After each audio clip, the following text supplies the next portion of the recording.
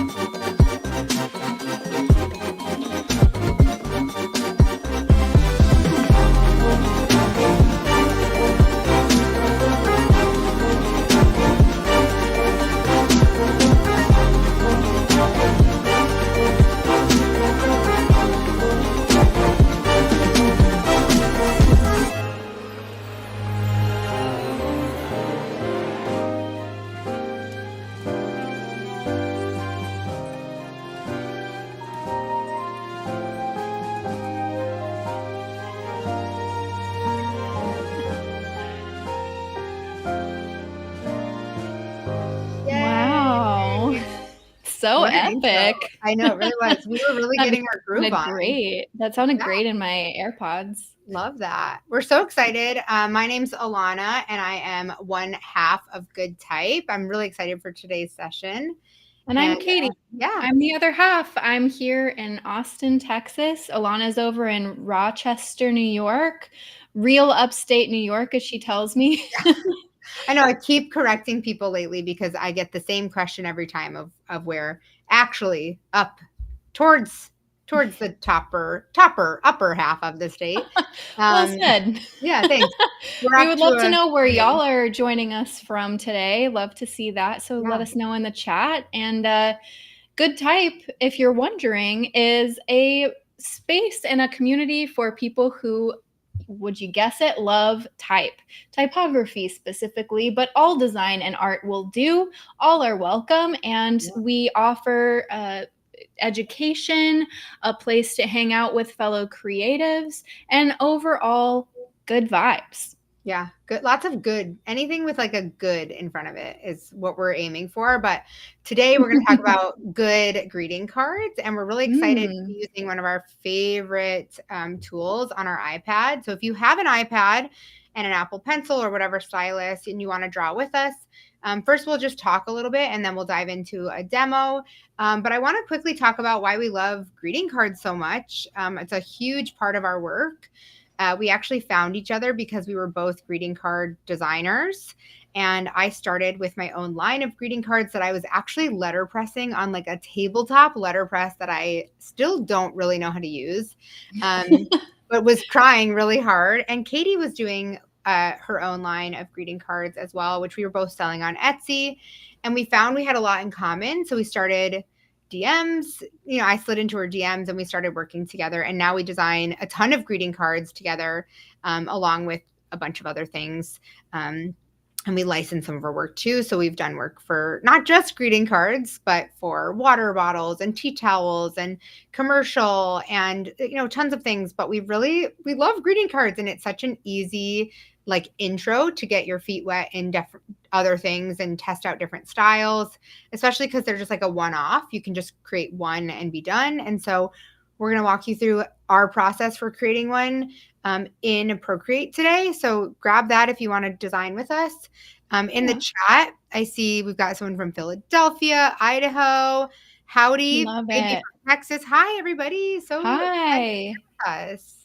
And if you don't have the Procreate app or an iPad, feel free to pop out your sketchbook and do some analog sketching with us. We're just, it won't be too just tool heavy. It's just more about like the process. So you can follow right along even if you don't have that. Yeah, you can use this as like your time to create something on your own and just listen. You can definitely ask questions in the chat. I'll be monitoring those while Katie is drawing. If you have questions about our work, about the tools we're using, anything, that would be really great. So let's actually talk a little bit about how we come up with copy, maybe before we dive in. Sure. Yeah. Because I think this is a point where like there's so many options for greeting cards. So the first thing that Katie and I do is figure out first the occasion that we want to work with. Or there have been times actually where we work backwards where we're like, I have a design. I don't know what occasion it's going to be for. But you think about when you would give someone a card. And so birthday, a specific holiday, thank you. I like encouragement cards where you're just like, sort of like a congrats or just like a you've got this. I love that sort of card. But you see, cards are usually pretty like general, so they would work for multiple different reasons. And the copy is often why we buy a card. I mean, sure, a graphic is great too, but it's like that pairing of the copy and the graphic where it just feels like you know exactly who to gift it to. And when we say copy, we're talking about the text, the words that are on the page. Yeah. So something that Katie's really good at is taking like something you've seen before and then twisting it a little bit to make it feel like it's the perfect card for someone very specific. And so we try and do that and make it feel really personal. And we'll try and integrate that today too. I have a running list on my notes app of phrases that my husband and I have come up with throughout our various nights out on having a dinner, and we'll out on the town. Yeah, out on the town at 6 p.m. Getting the early bird special. Yes, the early bird special. And so we'll come up with something funny and I'll write that down. And then another thing that I love to do is either concentrate on puns or idioms. And sometimes there's a crossover there. And an idiom is like a common phrase or saying, like it's raining cats and dogs, for example. It's like a common colloquial saying. And then you might either play around with what that design could look like literally, and it could be kind of funny, or you might like twist one of the words and put something different in there and unexpected. Yeah. That's one of my favorite tools. I just thought of one because I'm not really good with idioms, and Katie finds this out about me over and over again. But you just said cats and dogs, and I'm like, wait, it would be so funny, and I have no idea where this would have any context, like when you would send this. But what if it was like raining cats and dogs, but it's hot dogs? Yeah. Like when would you give that? Great. Yeah. So that's the other piece is you have to think, okay, is this a card giving occasion, or is this maybe a design that's I don't know, just for fun. That's a great place to start. And I love to go to idioms.thefreedictionary.com. I think that's the website, and just like play with idioms or puns and things like that. Yeah. So let's keep that in mind. And why don't we just go ahead and dive into our demo, and we can show how that that bit of text kind of comes to life. Yeah. And we love that it's my Face ID. We use Procreate a lot. There's plenty of other tools, like Katie said. You can do this on pen and paper. And one other thing I wanted to mention is that you can create this card as like, we're doing this as digital, something that we could then license, but you could also create this as something that like you printed and made a one-off card just for a very specific person. There's a creator online who does like one-off greeting cards that he does on like the Cricut and then like cut out papers, and they're the coolest thing. I could watch them all day. And so just remember that this doesn't have to be something that could then be sold. This could just be a greeting card just for fun. Yeah, I used to make greeting cards by hand for all my friends and family. That was such a special time, but I still will hand letter all the envelopes that now I just have a bunch of samples of my greeting cards that are really out in the world. So that's another great thing about being a greeting card designer is I never run out of greeting cards to give people on occasion. I have too many. No, it's almost a problem, but a good problem. So let's just glance through a couple of these designs that we've done and put in our portfolio, just so you have a little bit of an idea of what they look like. Sometimes we do series of cards that could go together on a shelf. So this is an example of some of those, because we've done this kind of textury, almost what's it called? Papel picado style greeting cards. So Blimey, I missed your birthday. There we are with the puns. These are all fruit puns. You can tell we love that. And then we went really heavy with the texture here, which I personally really love to do. And so all of these are playing with the fruit puns, and they all could look really cool together if one brand wanted to put them on the shelf next to each other. Perfect pair. Love it. So there's lots of different styles of card within this selection. This actually just got licensed right here. This is one of our birthday cards that Ilana and I created together. So that gives you a little taste of kind of our style. Some Valentine's Day cards that we've done, again with the puns, with the dull and the pencil. We like to play with some different styles, and we really like a lot to be heavy on the lettering, because we started off as lettering artists and we branched out into illustrations and things like that. So yeah, it's really fun. Let us start by just creating our document. I've actually already created one, but I'm going to show you the process just so you're following along with us. I'm going to click the plus button in the upper right-hand corner, and then I have a million different canvases here because it saves it every time you make a new one, but I'm just going to click this other plus sign right here and create a new canvas, and I'm going to switch it to inches because when we create things for prints that are ultimately going to be printed out as a real physical thing, usually we measure that in inches, and I am going to put in 5 inches wide by 7 inches tall because that is by far in the USA the most common greeting card size. Yeah. Let's do a quick I think you're going there, so you go for it. What were you going to ask? I was going to talk about why we do them vertical and why we go ahead. Okay, great. So like Katie said, this is like the most common size, but we also see people doing a lot of like horizontal cards as well. And if you think about how cards are typically displayed in stores, and like we said, you don't have to have yours this way, but we are, because we're hoping to sell this and license it, but you can do it whatever size you want. But if you are planning to put it in stores or wholesale it, most of them are stacked up in on the shelves. And what's really interesting is if you do a square design, like you need a square envelope, square envelopes actually cost extra postage.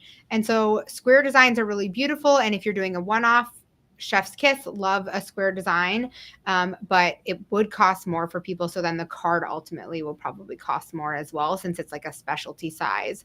So 5 by 7 is a really great option. And then Katie, maybe we can also talk about raster, since we're gonna run through DPI.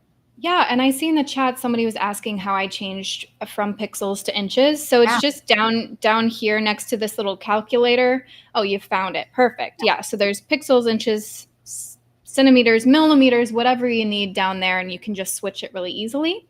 As far as, I'll get to raster in just a second. I just want to say for DPI, it means dots per inch, and that's another term about print, and that's how many tiny little dots are literally getting printed per inch to make the overall bigger image. And so 300 is a very standard size for print, 300 DPI, but I like to double it just so that I have the opportunity to make my art twice as big if I ever needed to. Maybe somebody says, oh, I really love this design, but I really want to put it on a gift bag.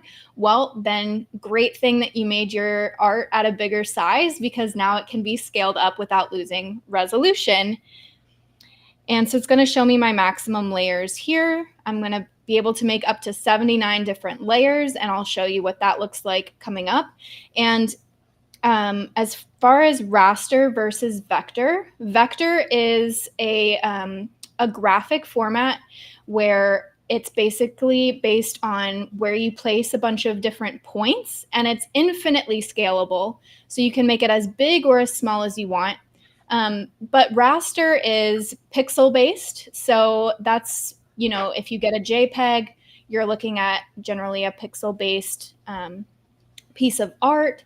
And so raster, the great thing about it is it can contain a lot of detail and texture, and you can make it by hand, and it retains all of that feeling of creating it by hand, but you can't scale it up without losing resolution past the resolution that you set it at. So there's some pluses and minuses to it, but I was going to say almost always we use raster, but lately Ilana's been using some vector in Adobe Illustrator. to make our cards. So really it's up to you, but today we're going to be using raster. And I'm curious if, for those who are watching this live, can you let us know in the chat how, like, what your experience level is? Have you used Procreate before? Just so we know, while we're going through this, how slow to go and how much detail to share if you've used Procreate before, or if you want more of like a high level. We're going to keep going, but I'm just curious if you can let us know. That'd be great. Yeah, that'd be so helpful. Okay, so let's dive into the process of creating our card. Ilana has already provided me with a really great sketch. Do you want to talk about your sketching process just a I little bit, do. Ilana?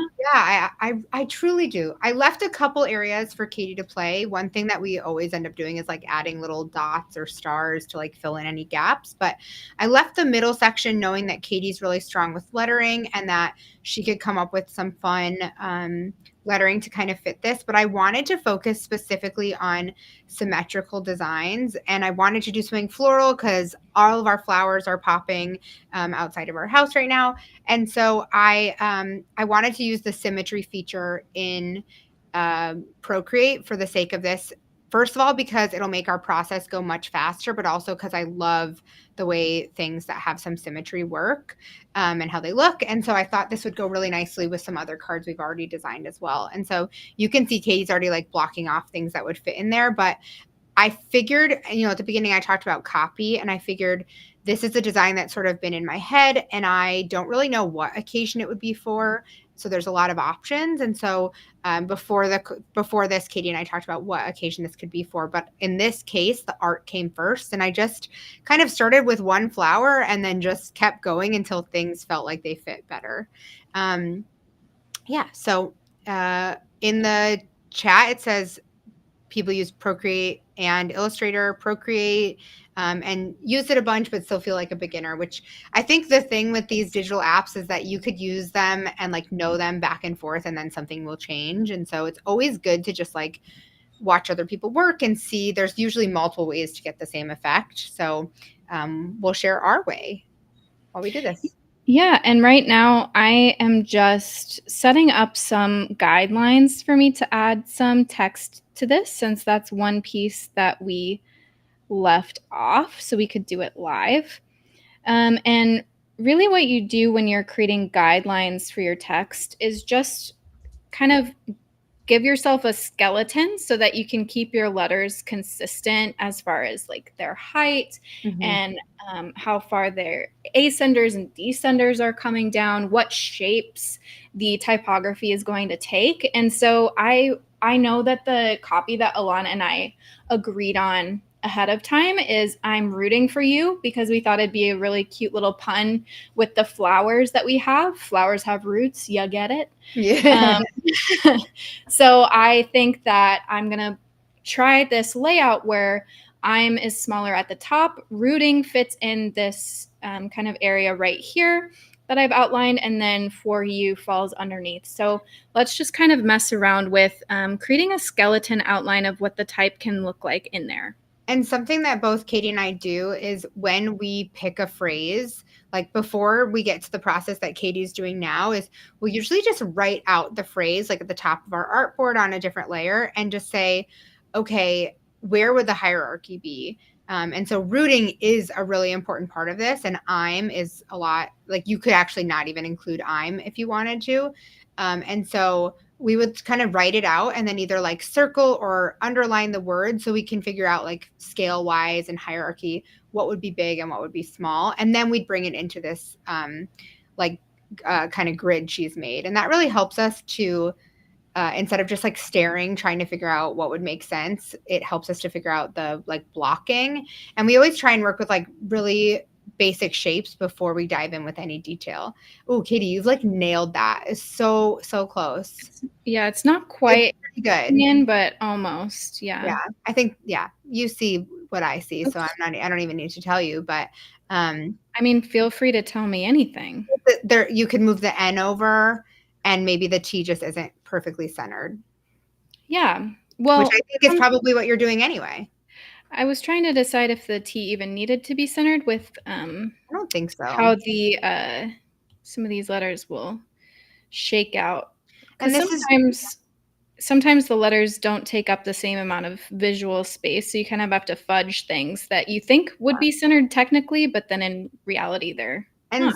something that I do that Katie clearly did incredibly well that I am not usually as confident doing is sometimes I'll like use little tick marks. What do you call them? You know, when I you just don't draw know. like a Yeah, little tick mark seems like what right. you're talking Okay. about. For like every letter. So like ROOT. And I know that like an N might take up more width. And so I'll kind of block off like a little rectangle for each letter. And that helps me to sort of get things aligned before I draw the letters. But Katie went in with confidence as she should. And so if you're struggling, or another thing you could do is you could use the type feature and you could actually type the letters in a font that you like, and then you could use those as like a skeleton for drawing your own letters. Or maybe you don't want to draw letters at all and you just want to focus on the illustration. That would be fine too. Yeah, so really we don't need to make this perfect right now. I just kind of want to give myself this skeleton, and I think I've already gotten to that point where this feels pretty good for me. And then as I want to kind of explore the style of the lettering more, I can go on top of it and maybe add, some of you might be familiar with these things called serifs, which on letters are these little like kind of pokey outy proddy What's the little technical lines, term? pokey outy proddy little lines that will kind of fall out there. So I might add some serifs to this. I can add some thickness, some like weight to it if I want to make it thick or thin in some areas. So those are all things that I can consider as I'm moving forward. And I'm kind of going to let, I think, the style that this illustration takes dictate how I'm going to let the lettering evolve. So for now, I'm just going to turn off these layers.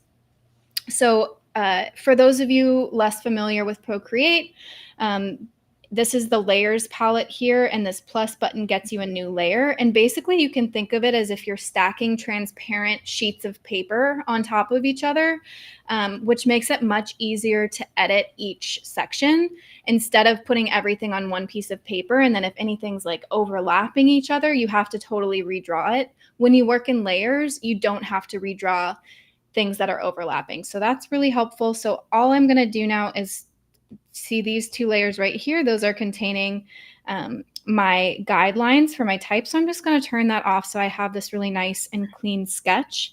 And you might also notice that there's this kind of line going through my canvas. And that is actually, if you go over here in the upper left to this kind of wrench button, it will show you in the canvas section that the drawing guide is turned on. And when I click edit drawing guide, it gives me some symmetry options. And right now I just have vertical symmetry turned on because we want to, do this mirroring effect of the left side and the right side look the same. So that's all that I have going on. You can change this color up here by sliding along if you want that little line to be a different color so you can see it better. Sometimes if you have a background, you can't see it very well. So just a little tip for you there. I also am curious, and I mean, I know the answer, but I'm, I noticed some things in the design, like I left a little gap for you. What's the way that you typically go about, like, do you finish one thing at a time? Do you work on the whole piece as one? Like right above the heart.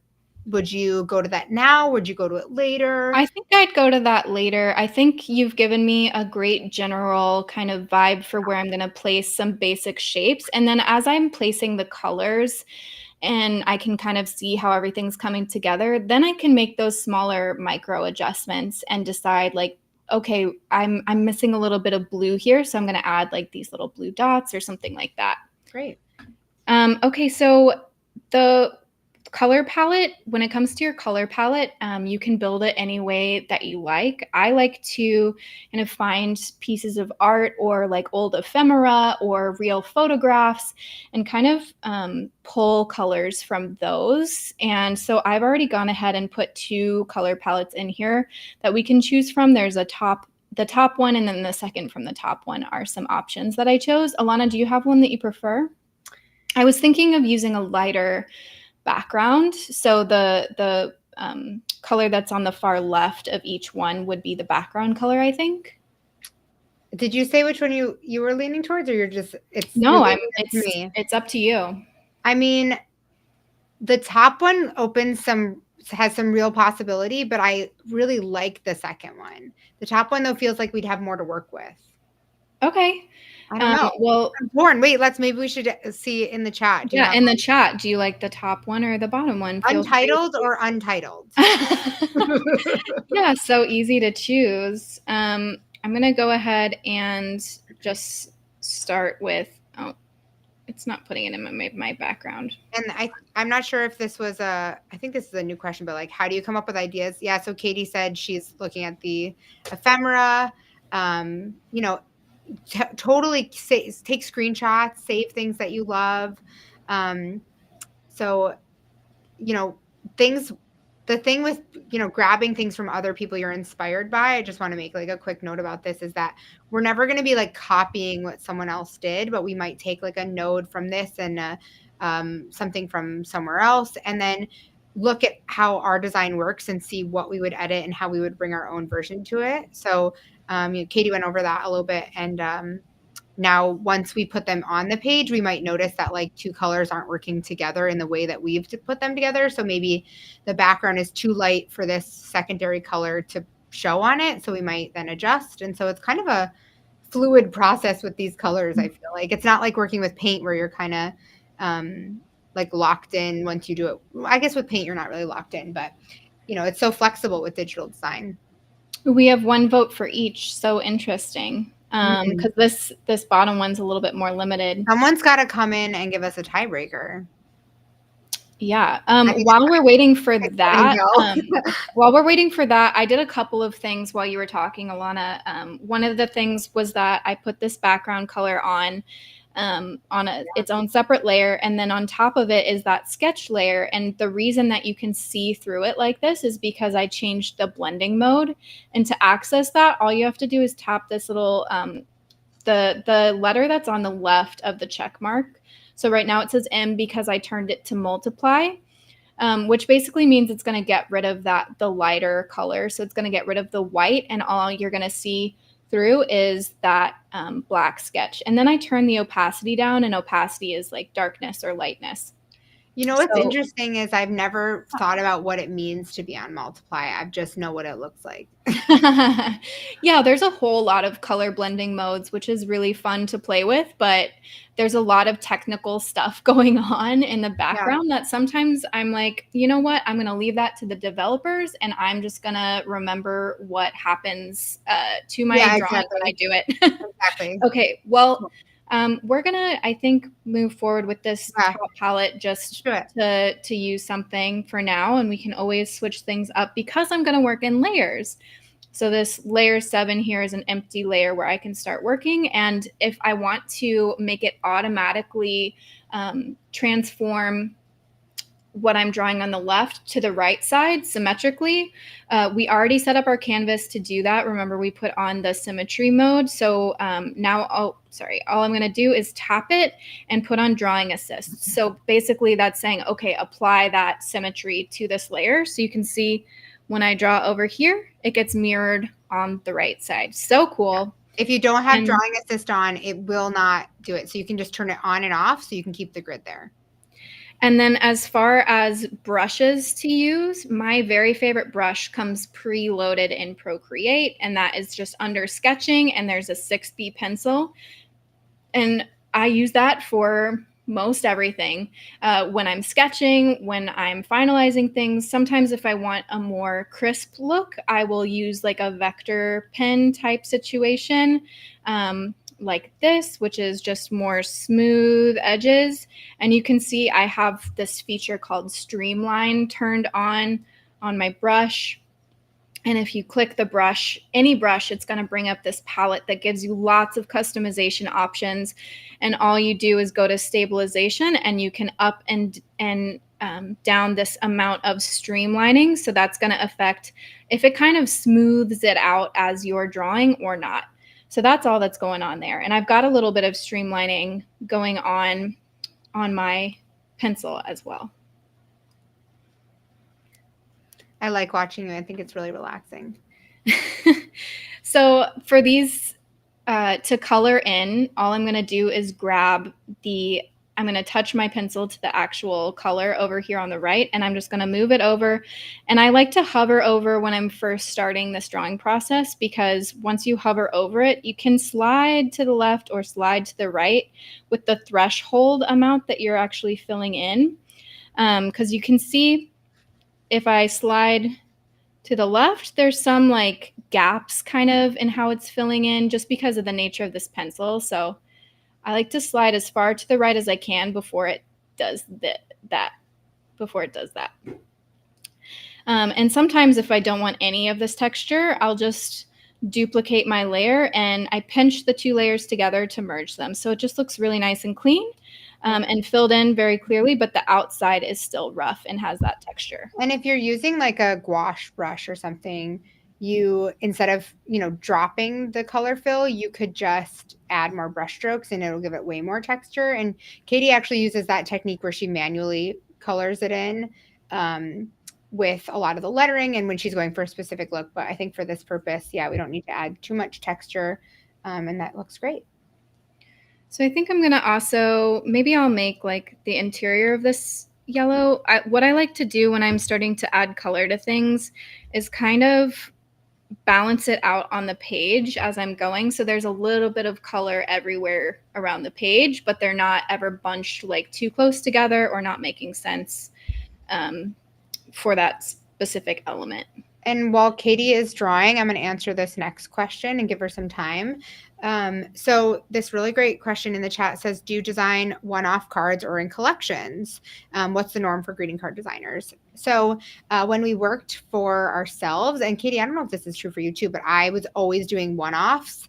I think there was only one time where I did actually a collection of like 4 cards that were all like the same concept, but they were different like iterations of it, basically like different holidays or different animals and things like that.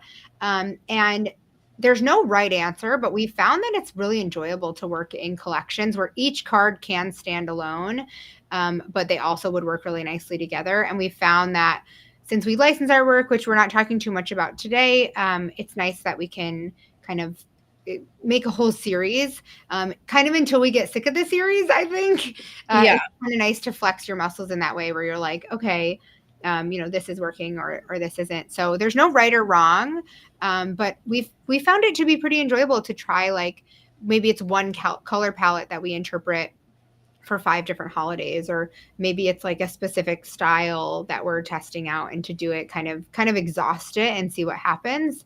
And we find that you can really learn a lot when you do that, but it's not, there's no like specific, clients will only buy collections or things like that, but really anything that unifies them is nice. So at the beginning, Katie showed those pun cards with all the fruits, and that we were just like, oh, let's do a couple more. This is a cool concept. And so that was nice. Okay. So I might want to add this color in a couple more places, but for now, I think I'm starting to see the vibes here. So I'm going to move on. And I like to keep all of my of one color when I'm doing a design like this on one layer, just because I usually edit that together and it makes it so much easier so that I can edit everything at one time. So I'm going to do a new layer. I'm going to add drawing assist again. And maybe let's go in with some blue, do you think? Or we could do this. I'm worried. Yeah. I like this color with maybe this section up here can be. Yeah, I'm worried about that green color being too close to the yellow for it to like pop. And Katie and I tend to like when things really are sort of dramatic against each other, like really saturated against each other in high contrast. So yeah, we'll see how those colors shape up. But since they're, like she said, they're all on different layers, so we can easily test out multiple colorways. And usually when we like design a greeting card, we only offer one colorway, and we just kind of use our judgment, or maybe we ask a couple friends which colorway do they like best. But usually we can narrow it down pretty quickly. Is anybody drawing alongside me? Would love to know what you I'm guys not. are working on. Oh, I think this looks pretty. I Yeah, I kind of really like like how those. it's like a little vibrate-y. Mhm.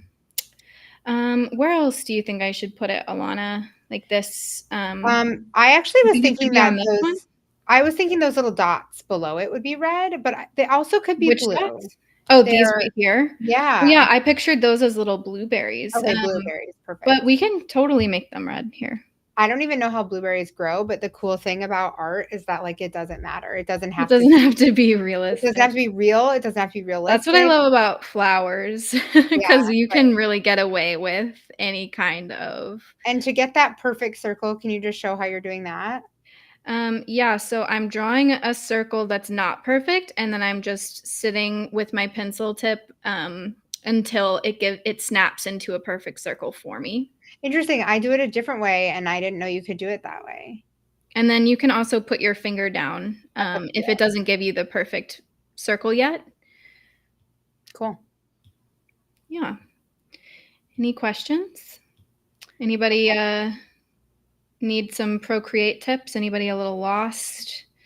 We're here for you. I think Okay, so maybe yeah. these little guys down here need to be red, or whatever this color is. Do you Yeah, say I mean, I was you think thinking this is red or orange? hard to 'Cause tell right usually now. usually I think red and Alana says orange. What do you think this one is?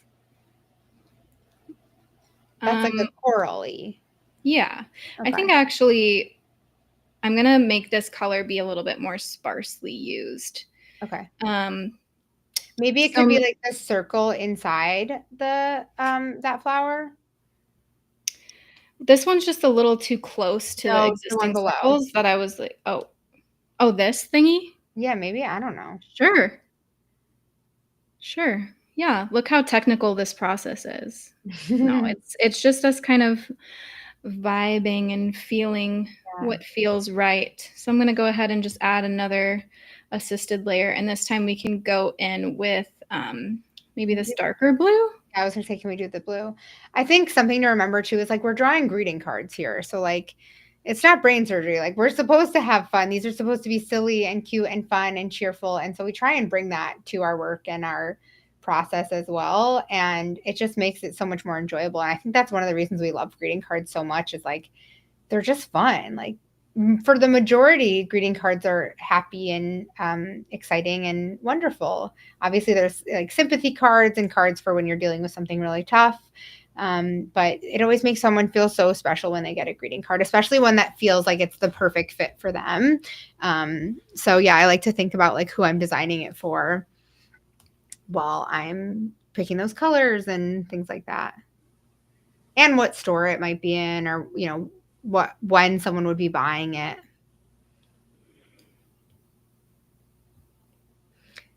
We're enjoying.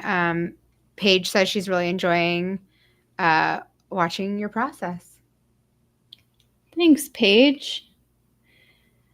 Yeah, sometimes I'll draw the center and sometimes I won't. I know that I can overlap the center on top of this later if I want, but And I think something else what did the inside look like? I'm watching is that, yeah, I think it's like just a circle. Is that these are wonky. And we are embracing that. Like they're not perfectly symmetrical. They're not vector. Uh, some of the circles were perfect circles and some of them are not. The leaves aren't perfect, or the petals aren't perfectly spaced out, and that's sort of like the charm of it. Like I almost like a the little loopy. imperfection. Yeah, and so we're bringing that full force. Why don't I start plotting some of these stems so Yeah, I that was we gonna can say maybe we can see. block the green out. Yeah, do we want to do this green here or this like aqua color, or I'm maybe both? I'm thinking that the green next to the yellow might not translate as well, but Vibrate. I'm curious to see it. Yeah. Oh, okay. It's working better than I thought. Yeah, it's not so bad. No, we could And do a we can mix of both always though. we could what? We could do a mix of both too. That's true. So and maybe the leaves are in. The darker one.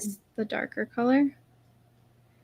Yeah, so and that symmetry tool helps so much because otherwise you'd have to like flip it and reverse it. Flip it and reverse it. No, but it just makes it so much easier. And, you know, if you're doing this elsewhere, you could like just, you know, mirror it when you're finished. But I find that just having it mapped out the minute you're doing it really helps you to like look at the overall composition.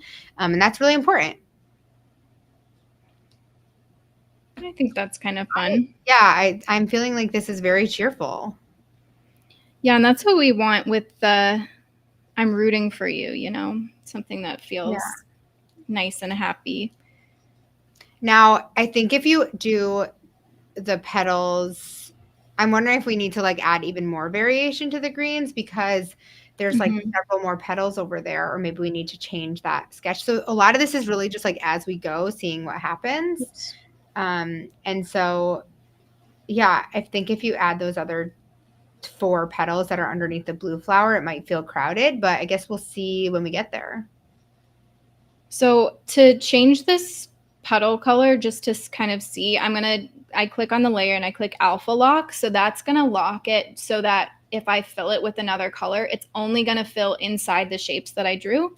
So it won't just flood the whole page with color. So then I click it again and I click fill layer. And we can also kind of see how that new color looks. And we can go back and forth. I tap with 2 fingers to go back and 3 fingers to go forward. So I can say, do I like that? Do I not like that? You can also create some of these like gesture controls. You can like modify them in the Procreate settings. So the way I do it is different than Katie. The way I do it is I think it's a 2 finger, like slide your finger from left to right over the layer. You could also just select the layer and then draw over it so that you, there's like several ways to do the same thing. So it's really about finding what works best for you and then customizing it. And you I think I like this blue better. I like the blue a lot. It's giving like a little bit cottage core. Cottage cheese. It's giving cottage cheese.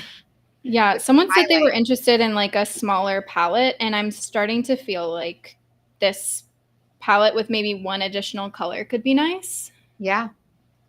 Like we don't have to use all of the colors in our palette necessarily. The pink is, I think, did we drop the opacity on the pink or is it full right now? Is the sketch has a dropped opacity, but it's the pink background? All of it is full. Okay, great. Yeah, it was just like, I mean, I can change it to like a filler, something like usually, that. Do you usually use the background color? So you have a background color that's checked on right now, though. Do you usually use that, or do you use a layer, a fill layer? I go back and forth sometimes. It doesn't really matter. I just like that on this one, I can go into the hue and adjustment layer and kind of like play around like this. Oh, yeah. That's cool. I like what we have, but I'm curious, like with these limited color palettes, I think one way you can really like expand them is by doing like, oh my God, tints. I couldn't think of the word. Like tints of that blue. So you could do another one where it's like that same blue. Let me show an example. Yeah, that'd be great. I'm going to do a drawing assist, and I'm just going to hold my finger on top of this color to select it. And then I'm going to go in into the classic selection and just kind of move it up and to the left. So I get something like in the same family. And then I'm just going to make some little details on top of it. I love that. I think you can also do that by using the exact same color on a new layer, but then like changing the opacity, or not blending mode. So it could be like on multiply or screen or something. And I think you'd get a similar effect. Totally. There are so many different ways you can approach all of this stuff, which is so fun. There's no right way either. Like there's just multiple paths to take.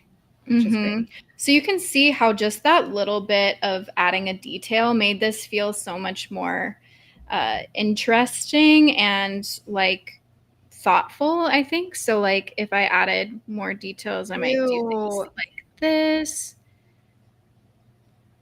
And go ahead. What would a white look like? Would a white show up look at like? all? What about Oh, like I a don't white? think so. Yeah, Okay. it's the background's too light to where that would show Yeah. up.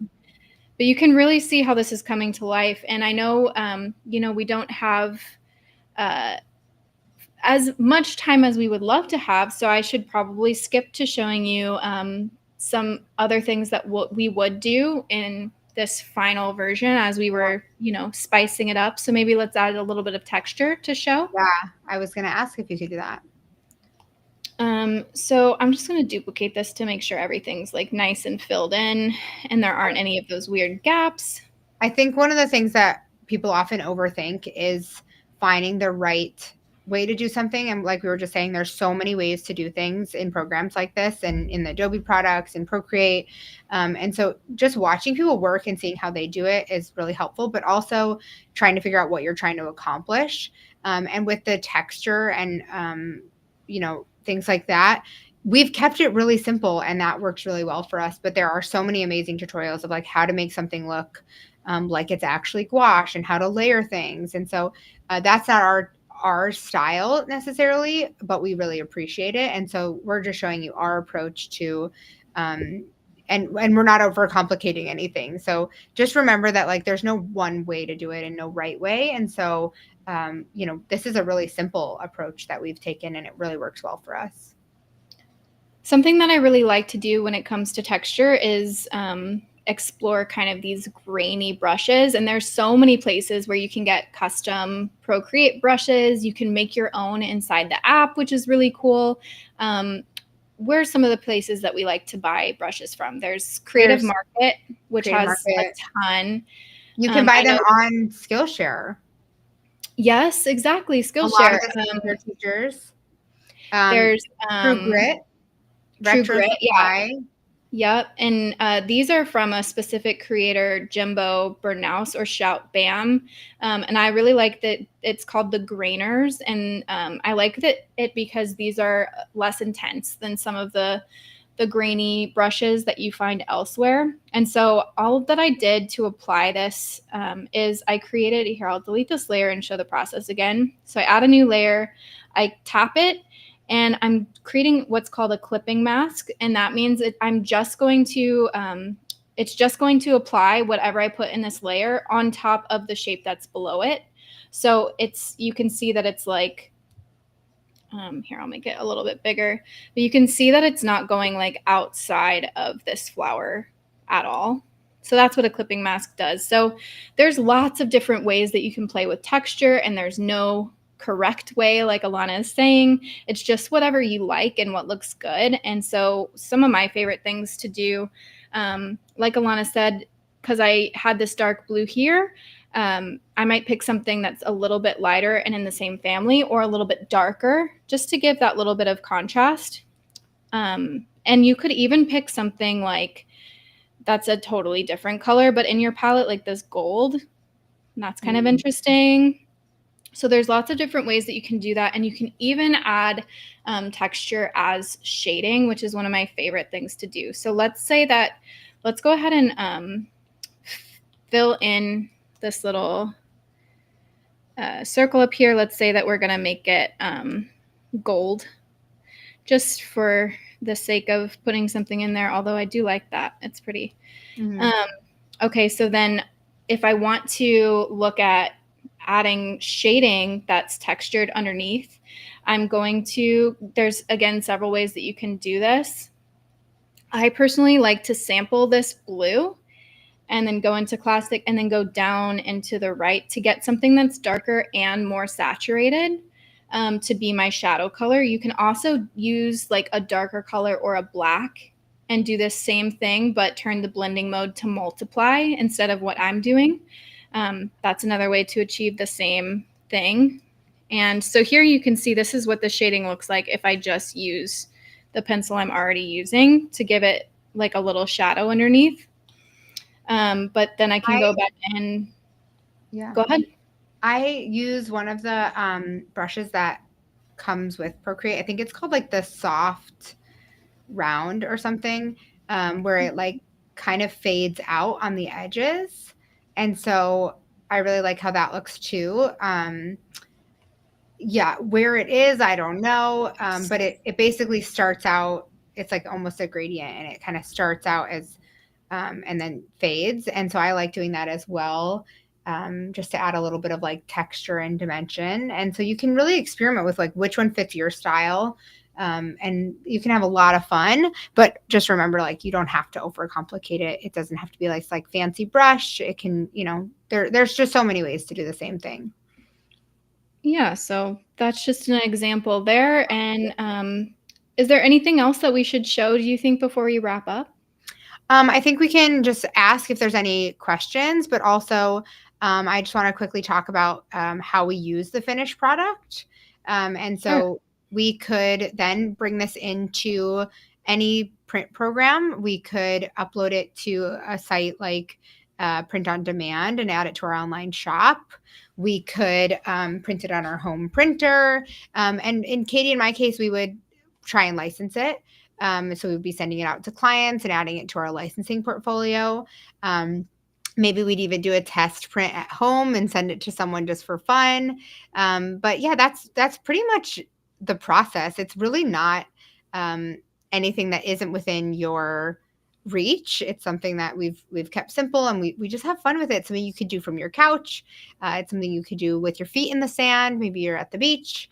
But if you're at the beach, I don't know, don't bring your iPad. Just leave it at home, and enjoy the wonderful views. Also, it'd be hard to see with the glare. So yeah, another thing to note is that, the intention of this piece, the context of this piece is to be a greeting card. And so we know it's not going to be like, it doesn't make sense to be on a t-shirt. It doesn't make sense to be on a sock, because I'm rooting for you. So you're giving it to someone. And so we're not so worried about it. Someone zooming into 800% and it being perfect. We're not worried about it. Like, it's just not that serious. It's a greeting card. And so we have to keep in mind, like, zooming out and making sure you're taking the whole thing, rather than like looking up really close and personal to make sure there's like nothing askew. And so we try and have fun with it. And yeah, I think this is shaping up to be a really cute piece. Yay. I'm curious to see how the blue flowers will look with the blue stems. Yeah, we don't necessarily have to keep the blue stems throughout, but we can. I don't know. So we are getting ready to wrap up. Oh, someone asked, what print on demand company do you use for cards? We actually don't do print on demand for our cards, but there are tons out there.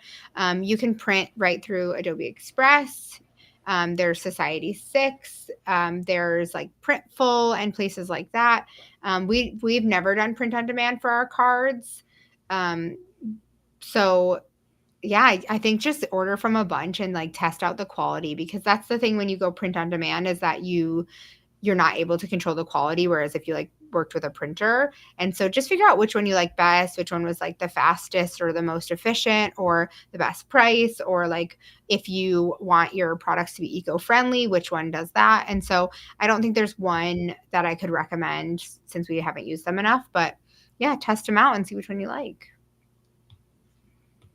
Oh.